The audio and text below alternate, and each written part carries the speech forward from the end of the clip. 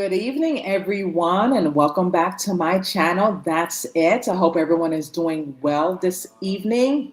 So, I was not quite sure if I wanted to go live tonight because I was just going through a lot of, I wouldn't say emotions, I was just going through a lot of issues that I was thinking about and contemplating if I should go online. But I'm like, you know what, let me just do it and put my feelings or whatever I'm going through aside and really address and certain things that I wanted to talk about and address tonight. What's been going on with the whole shooting in Australia, Brown University, the murder of the director of Rob Reiner and his wife Michelle. It's like, and I'm not trying to be disrespectful to any of the victims because my heart goes out to the victims of all this tragedy that's been happening for this past since the weekend, since Saturday. I'm just so desensitized of it all. I'm just so desensitized of it all. With the school shootings that we hear on the news and social media. I'm just like so numb by it because it just keeps happening all the time. And it's like it's the new norm. I I'm honestly saying this is the new norm now. That when we hear mass shooting or a terrorist shooting, it's just like I'm so numb to it to the point that I just feel so not numb that what's going on with the family members that's affected by this because my heart goes out to the victims and the families that they have to deal with this tragic. You know what I mean? They have to deal with the loss of their family members and their friends, and it's during the holidays. You know what I mean? Christmas is next week. It's right around the corner, and then New Year's. It's just sad that this has to keep happening all the time and all over the world. And it's just very tragic, and especially with this incident that happened on Saturday. Rob Snyder and his wife got stabbed to death by allegedly his son Nick Snyder, Ryder. I say Snyder. I'm so sorry, Reiner. I don't want to be disrespectful to the director's to the late director name. And what I found out is I never even heard of this guy. I never heard of this guy. But what was really fascinating with me that he directed a lot of movies, like for example, Princess of the Bride. And I still do. I love that movie, Princess of the Bride. Stand by Me. Love that movie. I watched it so many times. I even know from the beginning to the end. I was aware that he directed A Few Good Men. I want the truth. You can't handle the truth. I just love it. It's just classic with Tom Cruise, Kevin Bacon, Nicholas. Let me get his name right. Jack Nicholson. Okay, it's just and Debbie Moore. It's just a classic movie and such a good movie in the '90s. Also, when Harry Meets Sally.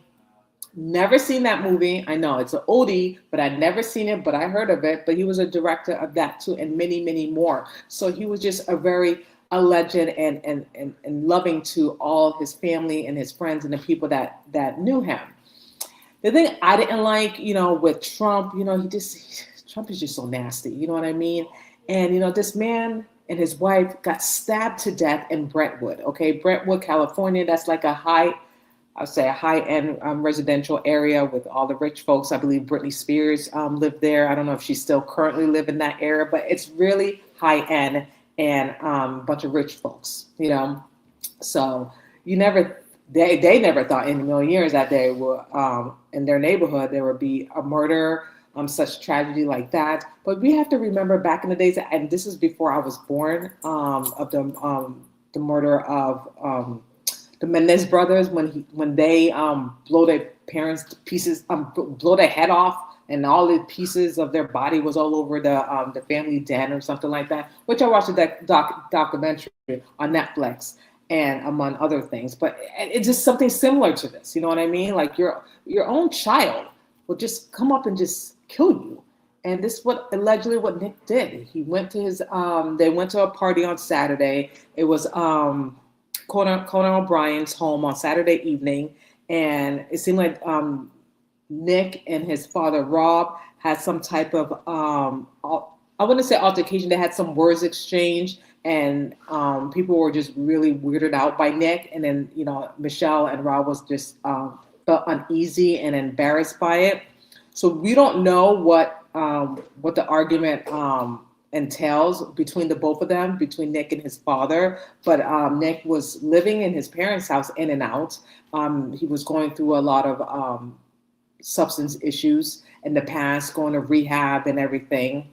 And again, I don't really know these people until this happened. And then obviously what the movies that he made and directed as well. And I'm like, oh, that's the guy. That's the guy. You have to put the face to the name or the name to the face, if that makes sense. But anyway, so like I said, Nick went to rehab in and out throughout his young child, from 17 or 16 to his adulthood.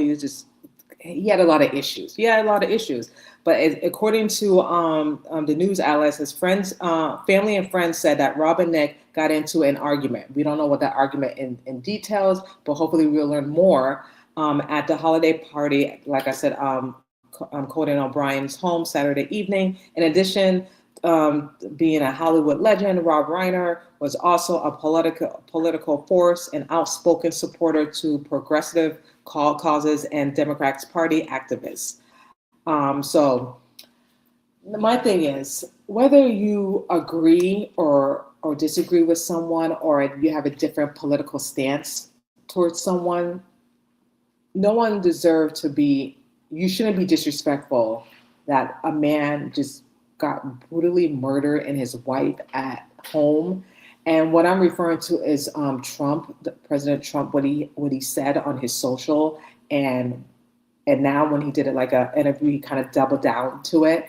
And I just feel like it's very disrespectful, very inconsiderate. Like he may not like Rob and may not like his political stance, but all he could have said, President Trump, my condolences and wish your family well, and that's it. But for him to say that nasty comment and make it seem like it's a political thing is Donald Trump syndrome. I just feel like President Trump thinks it's all about him, and it's not about him.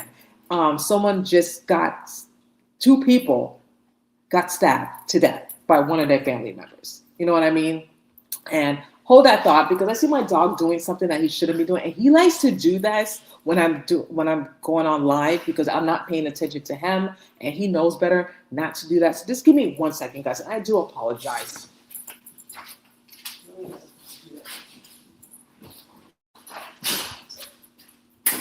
Okay, I'm back. Sorry about that. He just likes to do that because he just wants all my attention. And I told him, just give me a few minutes so I can get through this live, and then I will play with him. So here we go. And he likes to distract me and get me off my course, but that's not happening. But like I was saying, I just don't like the comment that President Trump made, which I'm going to share with you right now, and what he said. A very sad thing happened last night in Hollywood.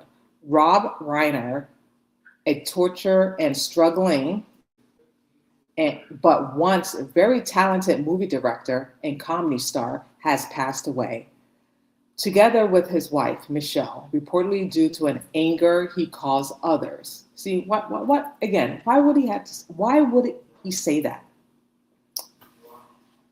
Cause others through his massive, unyielding, and incredible reflection with a mind-crippling disease known as Trump derangement syndrome, sometimes referred to as TDS. He was known to have driven people crazy by his raging obsession of President J. Trump, with his obvious paranoia reaching new heights as the Trump administration surpassed all goals and expectation of greatness. Now, I'm just going to remove this. Again, why does it have to be about him? Again, it's so disrespectful and rude and inconsiderate. All he could have said, my condolences to the family, I'm so sorry, and that's it.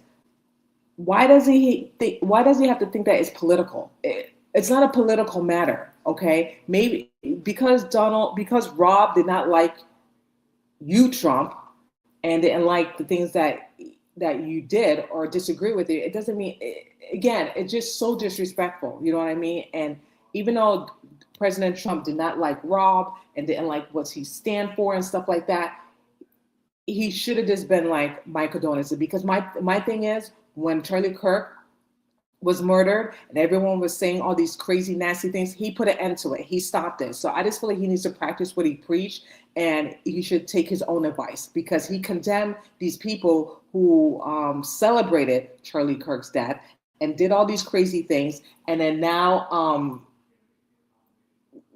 he's doing what he's doing, which no one's not even telling President Trump that you're wrong for doing that, and you should explain yourself, and you should just make it a public apology to the family members. It's just absolutely wrong. But take a listen to what he had to say, because he doubled down of the comment that he posted on True Social. So take a listen.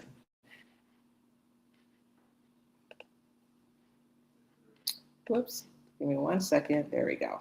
Republicans have denounced your statement on True Social after the murder of Rob Reiner. Do you stand by that post? Well, I wasn't a fan of his at all. He was a deranged person as far as Trump is concerned. He said he knew it was false. In fact, it's the exact opposite, that I was a friend of Russia, controlled by Russia. You know, it was the Russia hoax. He was one of the people behind it. I think he hurt himself in career-wise. So he became like a deranged person, Trump derangement syndrome. So I was not a fan of Rob Reiner at all, in any way, shape, or form. And that's fine. You don't have to be a fan. You don't have to like the man. But my goodness, respect.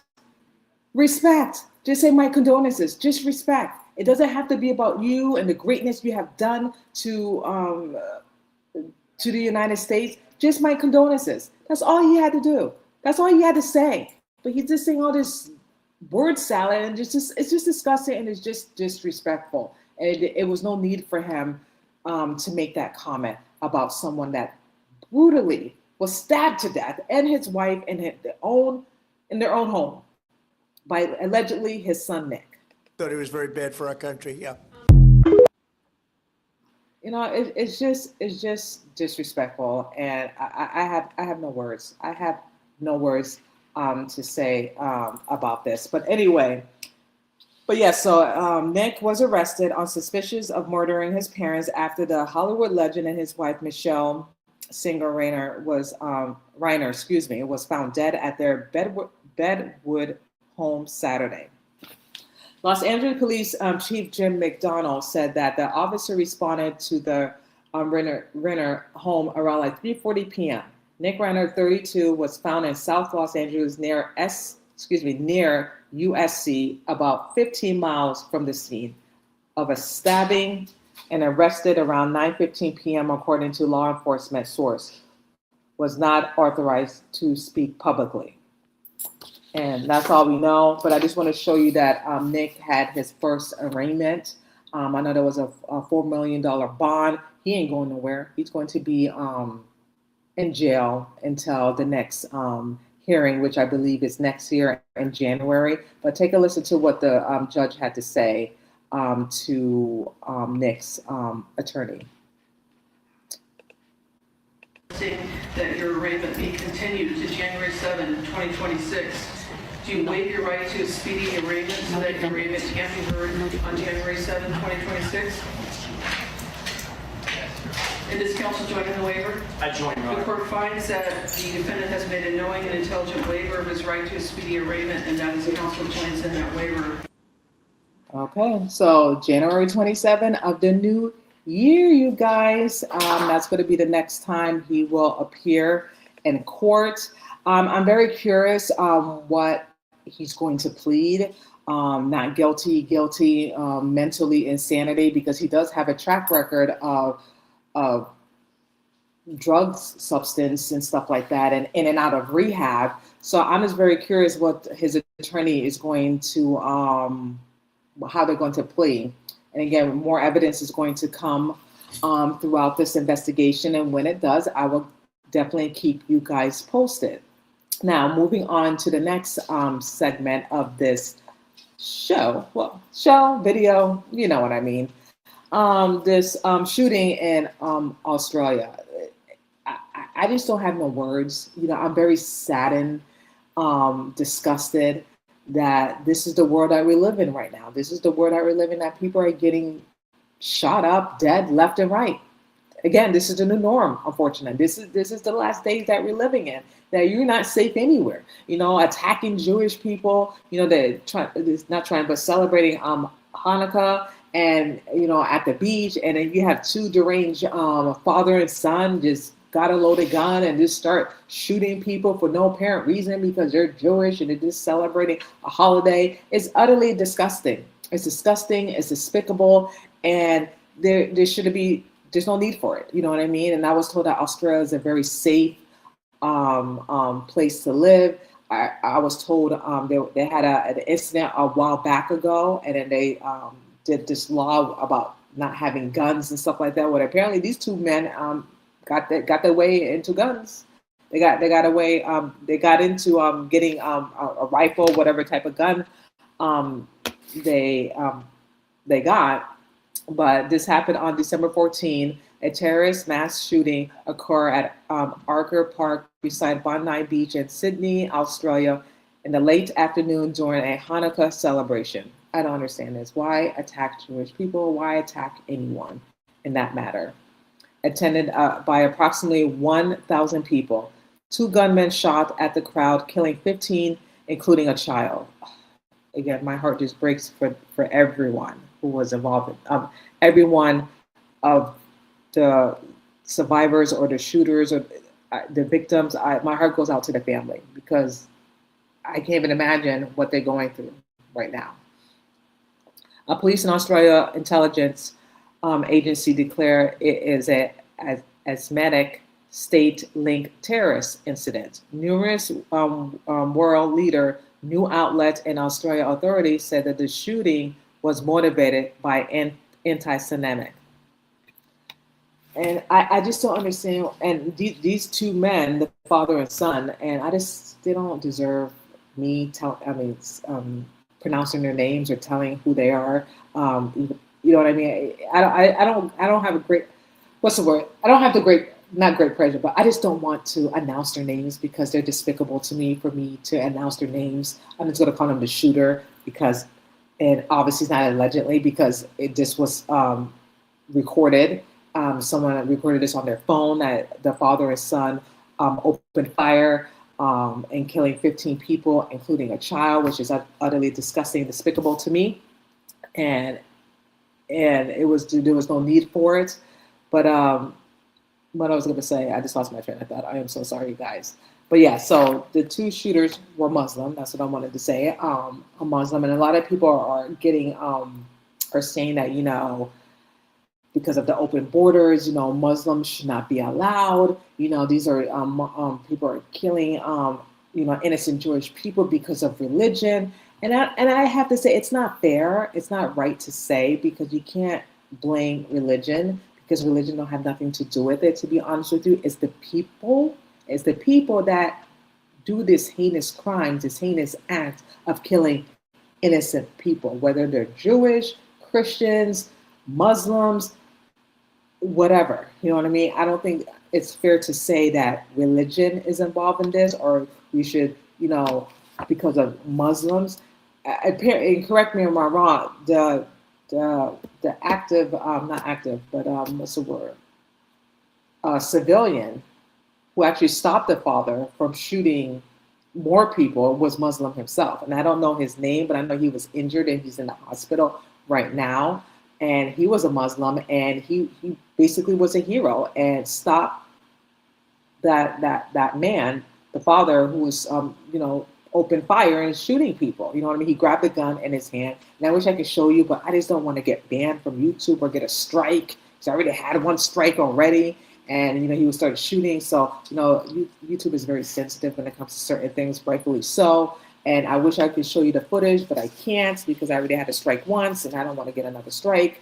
And you know how YouTube is, But anyway, I'm going to show you a clip of how people were terrified of the shooting. A lot of witnesses thought it was a firecracker, but then when they realized people were dropping down like flies and blood everywhere, they realized there was an active shooter around. The New South Wales Police Force killed one perpetrator and took the other alleged gunman, injured, into custody. So I'm just curious. I don't. This is the first time I'm reading this, but I'm curious who they shot. Was it the father or the son? If anyone knows, please drop a comment below and let me know. And police said the two were father and son. Like I said, 40 people, included at least two police officers, were injured and taken to various hospitals. The police later found and removed a suspect homemade bomb. So their plan was to bomb certain areas. A bomb from the car belonging to one of the shooters. Australian Prime Minister Anthony said it was declared an attack on Jewish people during the first day of Hanukkah. The shooting is Australia's deadliest terror since, and it is the second deadliest mass shooting in modern history after the 1996 Port Arthur massacre. That's what I wanted to do. So there was a massacre shooting in 1996. I didn't know about this. I was 16 years old. So at that age, I was a teenager, just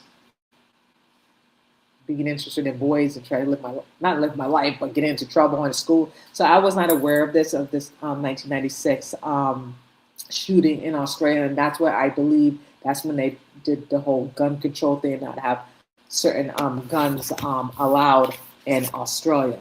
But again, my thing is, and again, I'm not trying to be disrespectful, I'm desensitized because this is what we see, what we hear. This is the new norm, that mass shooting of innocent people, Jewish people, are getting killed left and right. For what? Why? Why is that? You know what I mean? And another thing, and Brown shooting, it's like I can't keep up. It's very frustrating to me, and I know it's frustrating to other people as well, that this is what we see every single day.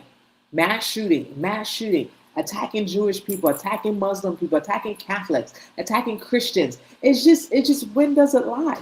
Where does it end? Seriously, where does it end? That's what I would like to know. Where does it end? Because I'm just so sick of this. I'm so sick of innocent people are being killed left and right for no apparent reason because of their background. It's just crazy to me. This is it. This is the world that we're living in right now, and it's just despicable and it's just disgusting. But I want to show you this news clipping of the shooting. So take a listen. A terrorist attack targeting the Jewish community as it was celebrating the first night of Hanukkah. Two gunmen opened fire with long guns. There are at least 11 people killed, including one of the shooters. The second gunman is in custody in critical condition, and authorities are now investigating whether a third individual was potentially involved. Well, that's crazy. Third potential suspect. Again, they didn't announce who one of the gunmen that got shot and killed. We don't know about that yet, but I definitely will let you know and keep you updated. And my heart go out to all the victims. You know, like I said, a child got shot, and I just don't have no words. I'm just like, again, I'm just so desensitized of all this, you know what I mean? Because this is it's just heartbreaking. You know what I mean? What do you say? You know what I mean? I know a lot of people, and I don't want to put words in people's mouth, but I'm just going to say this for me, from my perspective. Okay, there's another one, another shooting. Okay, we're going to do the investigation. We're going to find out why, the reason, but we already know the motivated reason was that they were going after Jewish people and try to shoot them up and kill them, which they succeeded. You know, and they're going to go on trial and blah, blah, blah, the whole spiel. You know what I mean? It's just ridiculous. And then another thing with the whole Brown University shooting, it's like one thing after another. It's like people are dropping dead like flies. They're dropping dead, drop dead. It's just crazy. Everyone is dying For what? For no reason. When people are just trying to live their life and do the best that they can in the circumstances that the world that we're living in right now. That's what we're trying to do. But people can't do that. And I'm not saying that we should live in fear, because no one should live in fear, but I'm just so sick and tired of seeing this all the time. And I know you guys are too. You know what I mean? With this whole shooting thing. So the Brown shooting, and the crazy thing is they still haven't got the suspect. 5 days manhunt, and they still have not catch the shooter. Okay, they only have a video of this potential shooter, person of interest, with a mask, covered. You can barely see his face. You only can see his eyes. He has like a hoodie, and he's been going back and forth, checking out the area of the university school, which I'm going to show you footage of. But I just want to tell you, 2 people got killed.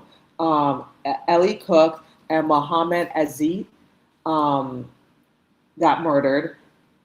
And the crazy thing is there was 120 cameras across that area.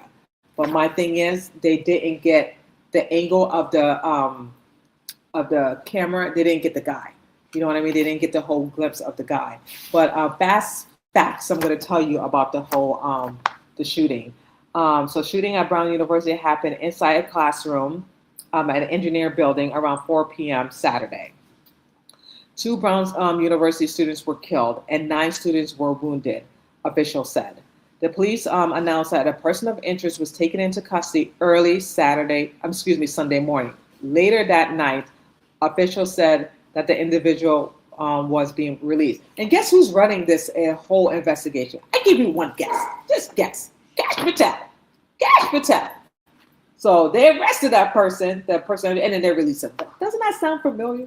Doesn't that sound familiar when he's doing his investigation of the murder of Charlie Kirk? Again, I still don't know why he still have a job. He should be fired because he is useless. Useless when I say, okay? He doesn't do anything. The bare minimum. And I don't know why Trump or the administration are keeping him around. What does he do? Please, what does he do? Anyway, let me not get right though, okay? The search of the killer remains ongoing as police said surveillance video showing a man dressed in all black and still the most useful to help track down the gunman. One victim has been identified by her church as 19-year-old Ellie Cook, a sophomore from Alabama. Cook was also vice president of Brown University and college Republican. Also, I mentioned Mohammed Aziz, a freshman, has been identified as a second victim of Brown University shooting. He was a citizen of, I can't even pronounce this, it's Uzbekistan, and he was living in Virginia. And I can't even imagine what his family, both families are going through, losing a child for no apparent reason. And I'm going to show you a clip of the suspect checking around the area and everything, but take a look. Behind the deadly Brown University shooting intensifies. The FBI releasing a new timeline of videos showing the movement of the person of interest in several different locations in nearby neighborhoods. In one video, you can see the person abruptly stop and start jogging in a different direction, and then he's seen running past a house.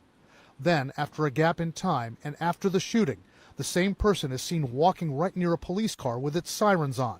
Also released, enhanced video and a photo giving a much clearer picture of the individual. At one point, he's seen wearing a shoulder bag. What we do know is definitely that he was casing the area. And again, that's what criminals do prior to committing a crime. The police chief later telling CNN they believe he was in that same neighborhood continuously from 10:30 in the morning on Saturday. The surveillance video shows this suspicious person pacing near campus just hours before the shooting, and then roughly 30 minutes later walking briskly across another street just a few blocks from campus. Officials hoping that something about him is familiar. So obviously, he's not a student of Brown University. He's probably in his mid 40s, and basically he was checking out the area. You know what I mean, to make his next move, or we don't know if he had a potential target to shoot certain students. We don't know yet because it's still an ongoing investigation. But as you can see from this video, he was checking out the area.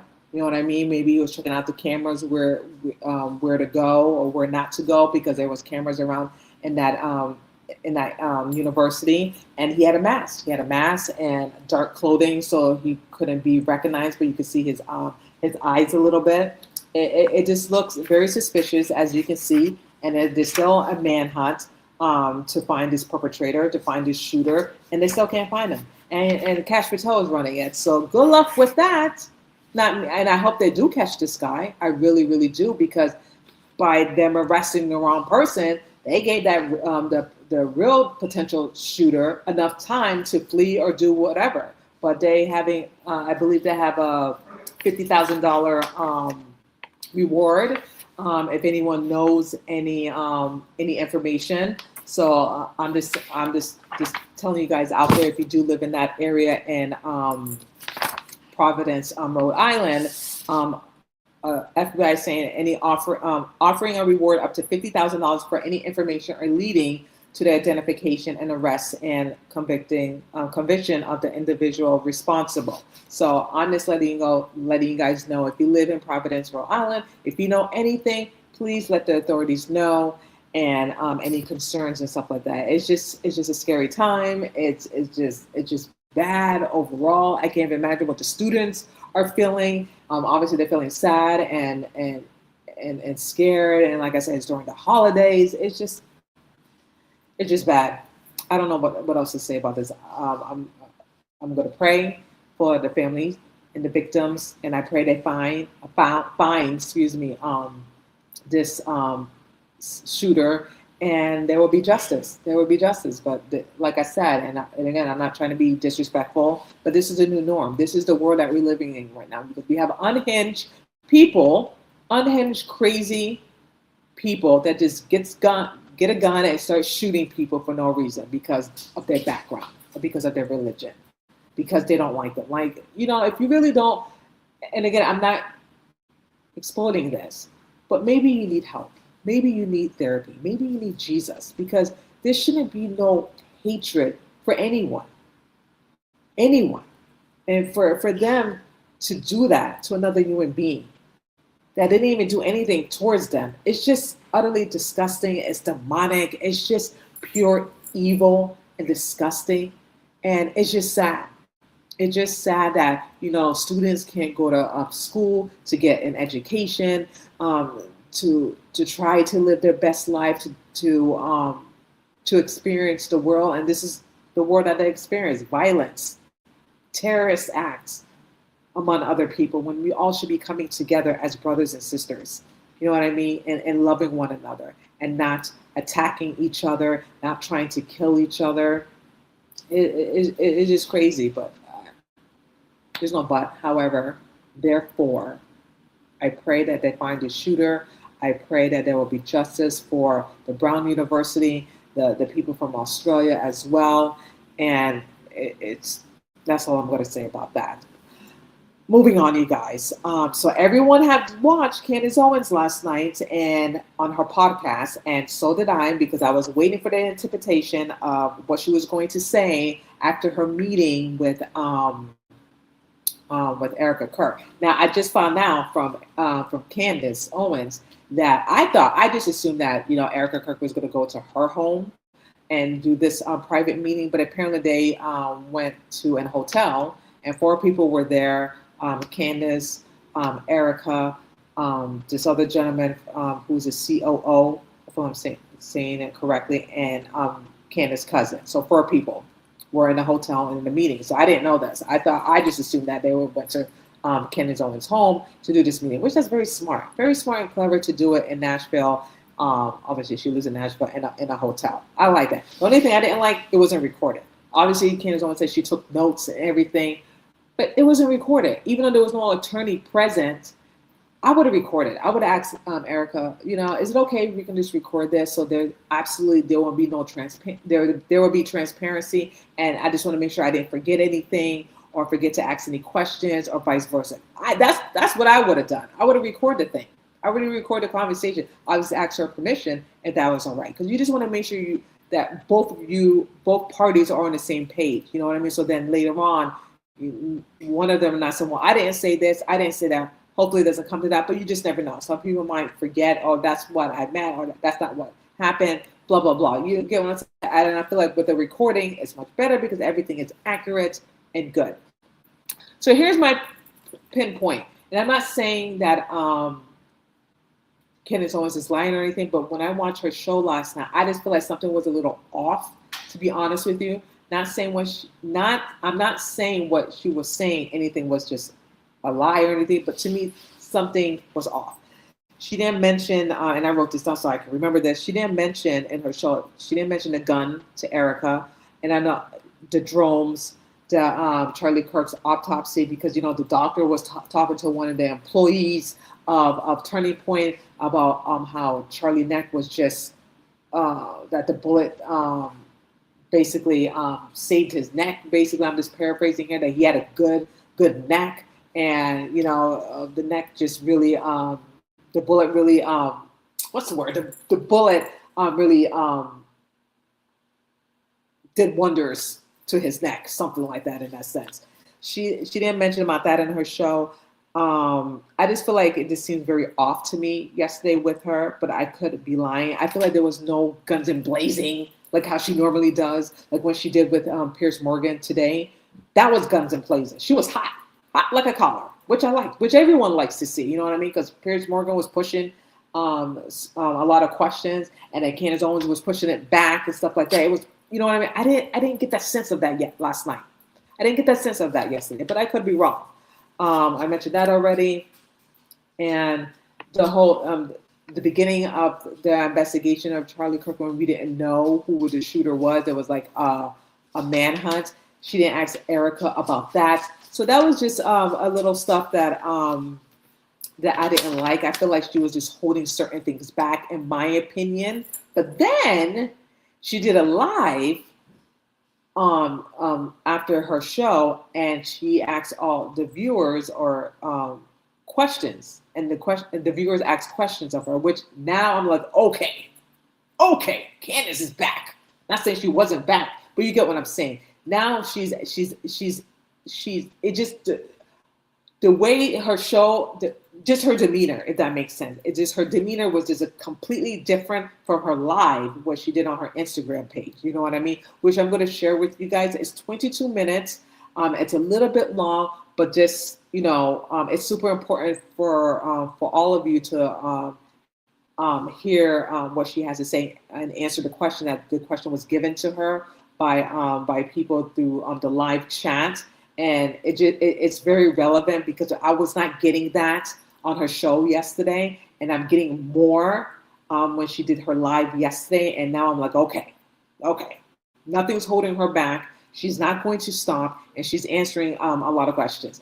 And 4 hours, that's a lot. That's a lot to remember, to write down. That's what I'm saying. She should have recorded it, because if you recorded it, you can go back and if you miss something, you can go back to the recording, opposed to, you know, you have to go back to your notes and everything, and then you have to remember, because, you know, a lot of conversations happen for those 4 hours. You know what I mean? So I'm going to let you take a listen to what Candace Owens had to say when she was on live last night. So take a listen. Politics and support conservative organizations, and like, it's like, no, because to me, if this is covered up and we don't get a clear answer, and when I say a clear and convincing answer, I don't mean $1 billion campaign spent on influencers telling you that the answer is clear. I mean, like, we all look at each other and go, yeah, like 100%, we saw him pull the trigger and that's it, it's over. And I, even in that regard, even if I actually saw Tyler Robinson pull the trigger, and I don't think he did, and I haven't moved 1 inch on that opinion, but even if I did actually see him do that, I still would not think he acted alone. So I don't think that we should just be moving on and trusting everybody. That doesn't make any sense to me. There's no way that Erica could know that organization this quickly. Like, lies. People are telling lies. We're going over the lies, like, on the show live. So I don't get how anybody could trust the situation right now. This person says, what's one thing you learned that you didn't know prior? I mean, There's a lot of things I learned that I didn't know prior. I think probably the part that we discussed about the magic bullet, them saying that, you know, Andrew was kind of flying rogue and just did that. And I will say I struggle with that one a lot. I struggle to believe that because, first and foremost, how on earth, like, we'd have to believe that, first off, the surgeon, who's a professional, who works at multiple hospitals, just thought it was fine to talk to a PR agent, who in theory, he shouldn't have even seen Andrew, right? Like I said, Andrew gets there later. I'm assuming the surgeon didn't just wait around to hold hands. That's not what surgeons are supposed to do. They should be working on the next patient, whatever it is. Okay, he had to have had permission because. Let me pause. That's HIPAA violation. You know what I mean? I'm sorry, no doctor will talk to another person from turning an employee from Turning Point USA. Andrew Cole is not even a family member of Charlie Kirk. The only person that a surgeon should be talking to is Erica Kirk or or Charlie Kirk's parents. Okay, those are the only two that a surgeon should be talking to, not Andrew Corvette. So I don't like it. That's a HIPAA violation, 100%. I work in the medical field, and I know anyone would know this. Common sense. Otherwise, doctor would be like, "Who are you?" Like, how? Especially when there were so many people looking for information, I would imagine the doctor would have been on high alert. So I feel like like we're not getting the truth of that conversation. Like, more happened. There was some sort of a facilitation between that conversation. That's weird. And then you have to believe that not only did Andrew fly rogue and call the surgeon, and then the surgeon violated HIPAA to talk to Andrew, but then on top of that Andrew then was like, I'm going to tweet this and I'm going to put quotation marks because I remember from memory what the doctor said. I'm just like, that's a lot of stuff that had to have happened. And I don't know. I just don't. I feel like there's a little bit more to that story. This person said, did EK comment on the Egyptian planes following her? I talked about this on the show. We're going to get more into Egyptian planes tomorrow. She definitely seemed receptive to it. I'll say that. She was definitely receptive to it, and there's no way not to be receptive to it because it's true. It's happening. This person is, are you now paid by Israel? No, it's Qatar. It's always Qatar. This person says, did you find it strange that Erica had Charlie's phone during the investigation? I forgot to mention on the show today. I did ask whether or not the feds took Charlie's phone, and they didn't. I think the feds are involved. I've been pretty clear about this. Like, I hope you guys, like, the feds are involved. Like, I just believe this in my soul that the feds are involved in this. There are some things that I have not said publicly because there was only one person who would know this and they would lose their job. Let me put it this way. I am like 99% sure the feds were involved with what happened on that day. If she's 99% sure, the feds are involved. The feds are involved. And I've been saying this, and I said it, and I'm going to say it again. Candace Owens is not stupid, okay? She knows exactly what she's doing. Like I keep saying, she's playing chess. The rest are playing checkers, okay? She knows exactly what she's doing. She's very strategic of what to say, what not to say, to do. She knows. And like I said, she's getting close. We are getting close, okay? I wouldn't, and I said this to it, and this is my prediction, and I said it, we will know by next year. We will know. We will know by next year of everything. And everything is going to be exposed. And I have to say, I'm not going to be surprised. And neither should you guys. You guys should not be surprised by all this. You know what I mean? Once the truth comes out and the people that were involved in this, we should not be surprised. We should be angry. We should be furious. We should be not trusting anymore what our government is telling us, because they like to lie, fabricate, and make us believe what they want us to believe when they're not capable of telling the truth from the get-go. That's where I'm at personally, okay? I don't even question that. Like, that's not even something that I'm willing to play the game with, the Cash Patel, what did he know, where did he know? So now, for me, it's like how many people at Turning Point knew that. And I have bad feelings about a lot of people that are there. Not, I shouldn't say a lot of people, that's not fair. A lot is me being dramatic, but I have some bad feelings about people that are there. And especially when their stories start to run into each other, like we've shown, it's not good. Because it's like, what's the point of telling small lies, right? Right. Like, I thought it was weird that, like, Elizabeth got cut out of the story of Mikey's first phone call when they were all so insistent that was like a military maneuver, you know?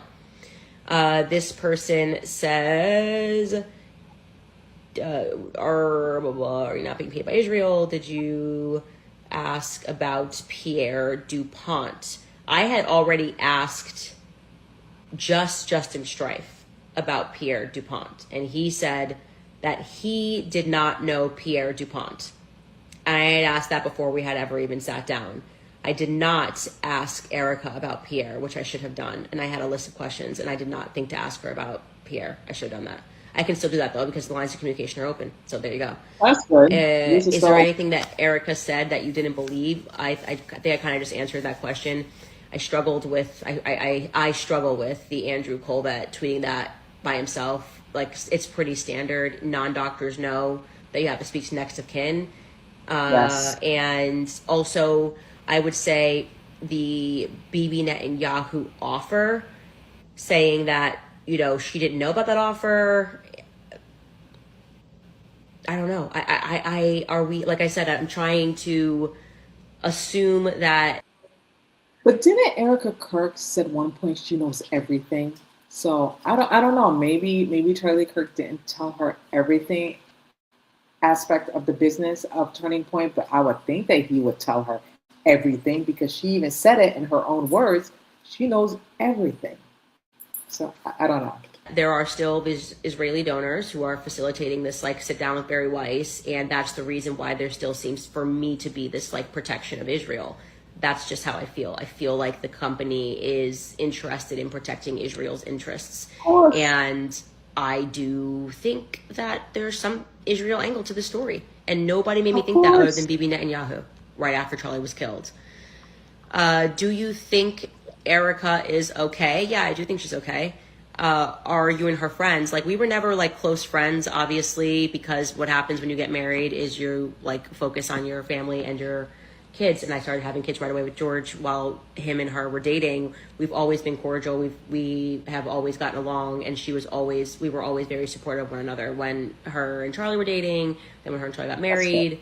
And I do think she's okay. I think, you know, something that she did say, which I mentioned on the show today, was that her and like, basically that, like, the way that she copes is by working, like a workaholic, you know, like throwing herself into work is like a form of grieving for her, which I think a lot of people had questions about that. I didn't ask her a question about that. She kind of offered, actually, how did that come up?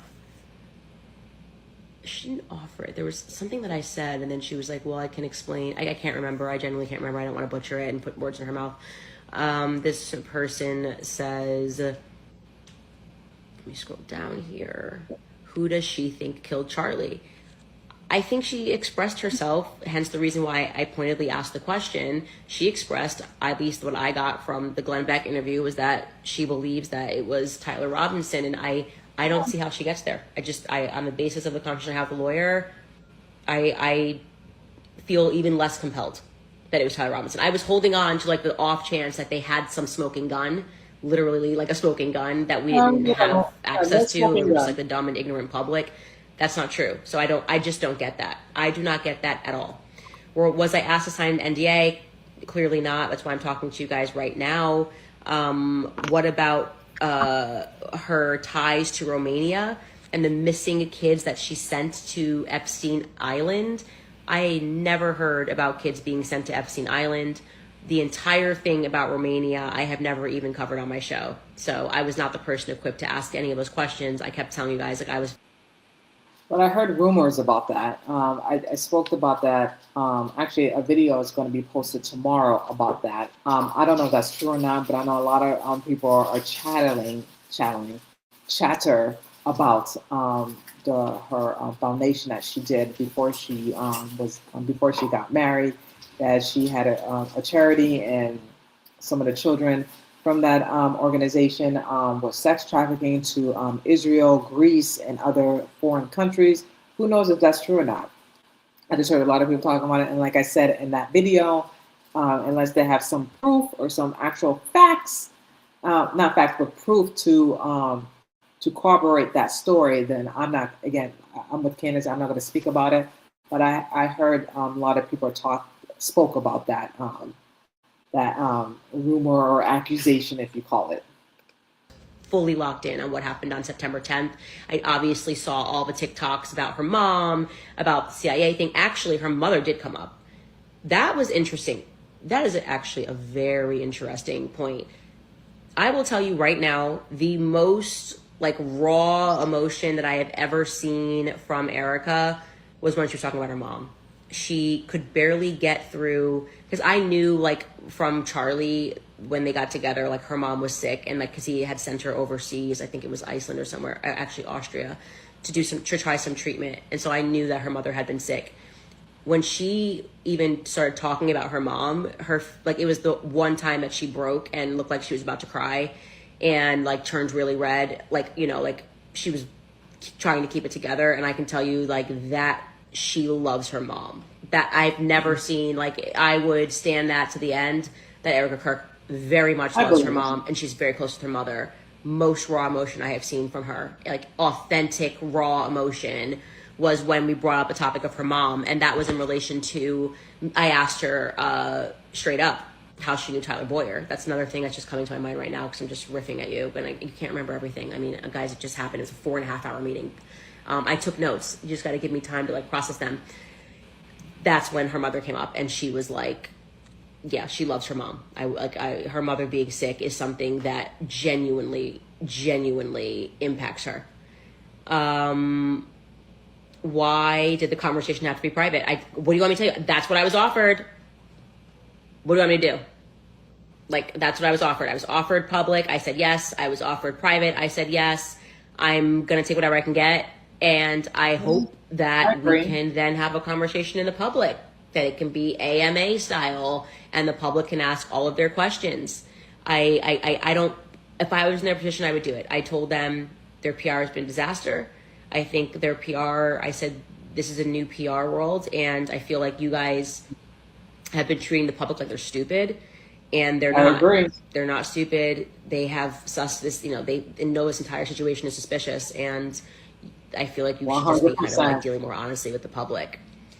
Agreed. This person says, why hasn't Erica protected you regarding the FBI? Oh, that didn't even come up. Honestly, I didn't even think to ask her about like, oh, could you reach out to the FBI for me?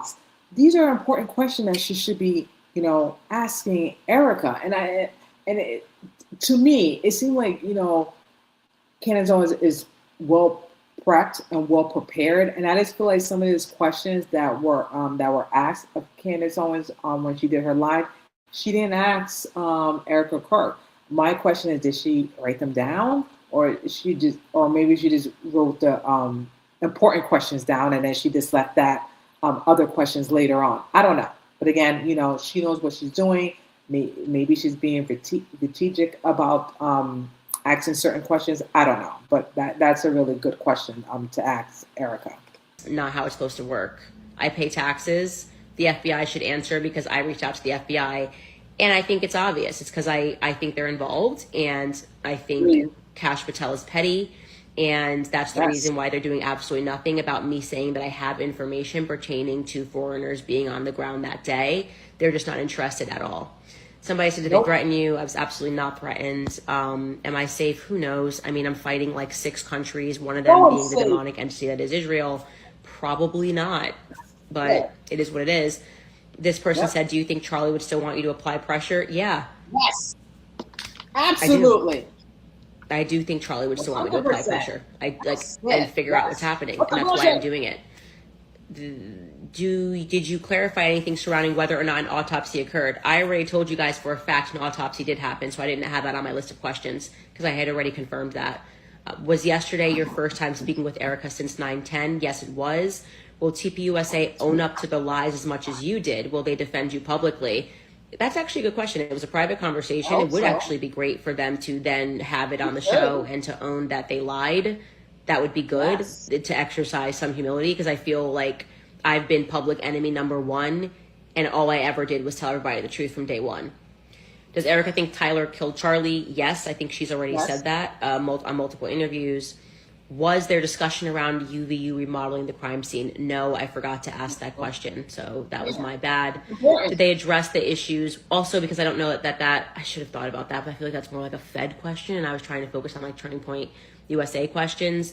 Did they address the issues with the finances and taxes? They brought an entire tax document thing for me to look through. I'm not an accountant, which is why I haven't spent much time talking about their finances other than the Doge thing, which I was like, that was a weird lie. I don't understand like why Tyler would say that that's like something that he had always done. And they owned that that was not something that they had always done. So again, this is the stuff why I feel like we could have benefited from doing a public like live stream, because they did own a lot of the stuff, and it, like you said, it has not been owned in a public capacity.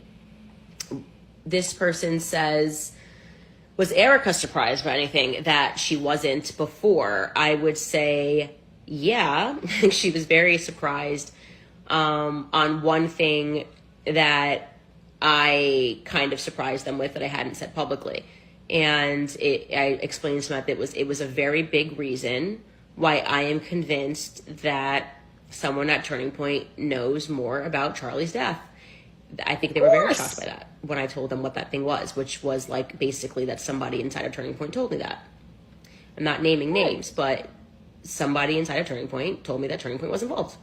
And they were kind of jaws on the floor about that. And we're like, okay. And I was like, look, I haven't put that information out in the public yet because I am aware of what the ripple effect of that will be. And I also, it could very well be, obviously, in terms of conspiracy, do we think 650 employees of Turning Point USA are in on it? No.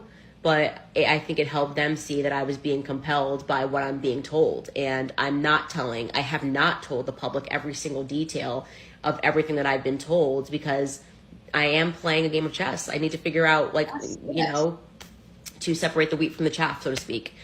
Right. She's trying to rule out any suspects, because right now, everyone's a suspect.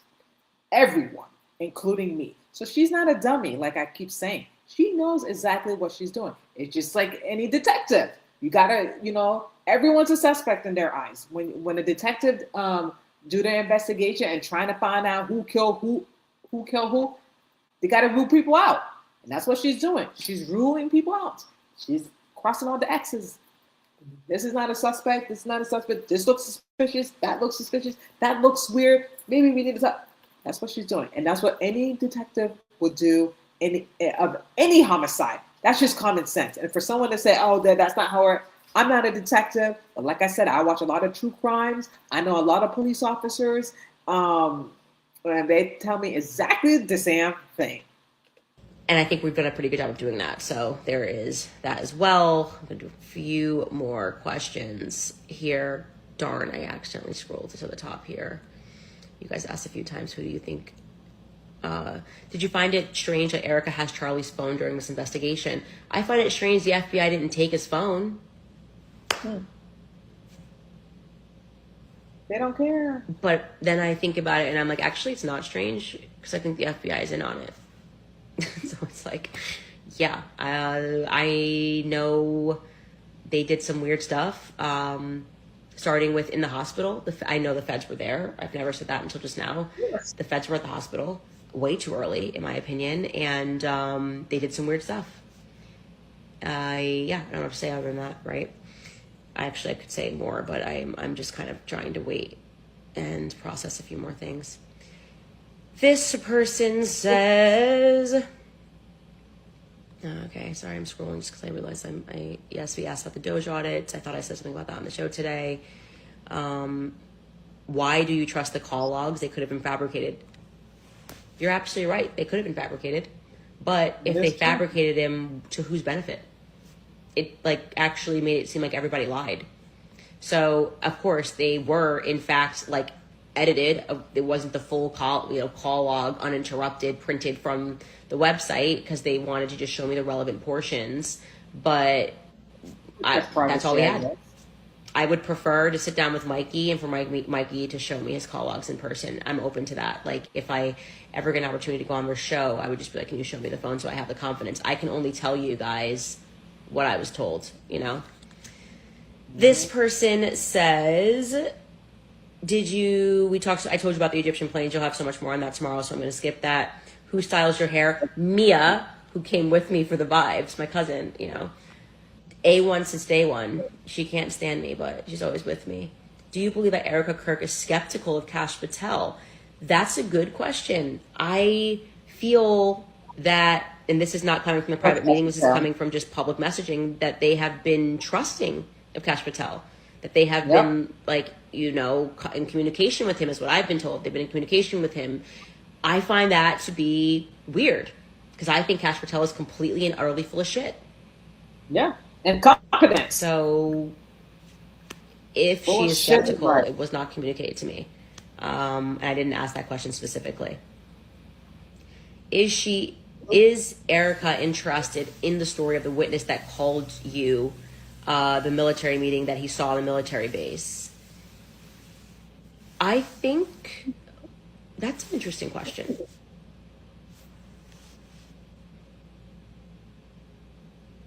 I don't feel that I got they were not, I guess what's the word, like agnostic? Like there wasn't a like, oh, whoa, that's really weird. And there wasn't a like, well, actually, I shouldn't say there wasn't a chance to shut it down. What they did was they brought Brian Harpole's his travel logs from Tokyo, because remember initially when I did the episode I was like, oh, they couldn't have made it back in time for this meeting. I was actually wrong about that because I was forgetting how much time you gain back when you fly back from Tokyo. I think we figured out through the series I'm not the best at time zones. Anyway, so they had his like travel stuff, and I have his travel stuff, which is why I said we'll get back into the Camp Huachuca thing later, and by no means is it shut down. Like, this is a very strong lead, and I do sense that there was major panic about this meeting. Like, the attacks leveled up, and that's saying a lot because they've been attacking me nonstop. So when they gave me Brian Harpole's thing, I looked at it, I was like, oh, this doesn't debunk anything. He could have definitively made it, because I explained to them that Brian Harpole, that person who is certain that he saw Brian Harpole, he says, and we're going to have him on the show hopefully tomorrow, he says that he saw Brian Harpole, and that was like around like 7:47 a.m. So he's unaccounted for during those times. What I can tell you is, and I'll show you this tomorrow, like Brian Harpole got back from Tokyo into Dallas early in the morning on September 8th. So that's a full day. He could have been at Camp Huachuca on the 8th. But Brian Harpole, by the way, is calling around, like telling people he's going to like sue me or something, which is weird because he hasn't even sent a cease and desist. He's like talking to Tim Pool apparently and saying weird stuff, and got a message out to somebody else and was like trying to seed. Like, basically, I feel like Brian Harpole is scared of us investigating Huachuca, and so he's intentionally signaling to people in the public that he's going to sue me. And when people as a strategy don't just like hit you up and say, hey, you got something wrong, here's how you can correct it, but then go the route of like legal threats, they have something to hide. It's very simple to just like... That's their strategy, okay? And I agree with Candace. That's their strategy. Listen, if the normal thing, what people would do is that if someone got an information wrong, you reach out to them. You text them, you email them, whatever. Listen, blah, blah, blah. Why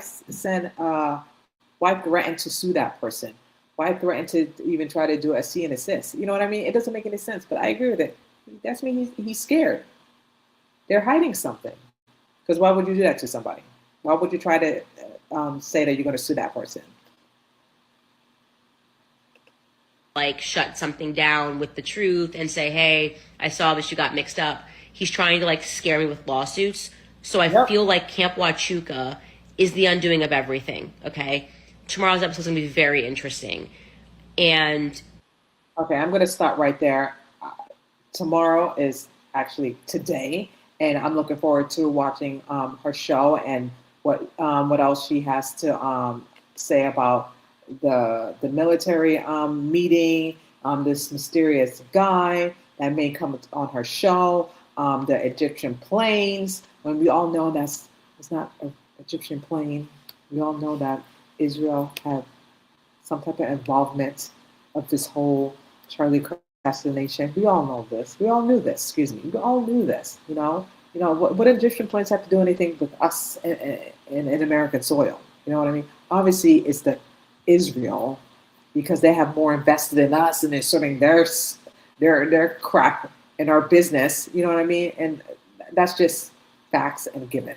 But anyway, you guys, that's all I have to say about that. Thank you so much for joining this live video with me. I really appreciate it. And let me know what you think about this. Drop your comments below. If you like it, thumbs up. If you don't, that's fine because I still love you guys. Thumbs down. Really appreciate you taking the time to watch this video. Stay safe. God bless. And, we're living in the last days. You know what I mean? Tomorrow is not guaranteed in life. You know what I mean? We always have to take each day precious and love and respect one another and not harm or kill anyone, whether you agree with them or not, whatever background they're in or at. You get what I'm trying to say. It's been a long day. I'm probably not even making sense right now, but the point of the matter is that we should love each and one of us. We should love everyone and not attack anyone of their religion, their race, their views, their politics. It shouldn't even matter. You know what I mean? We all have a right to debate and have agreements and disagreements and point out our perspective and our point of views and have a discussion about it instead of like a screaming match or thinking that you just want to harm that person because you don't agree with their political views or any views at that matter.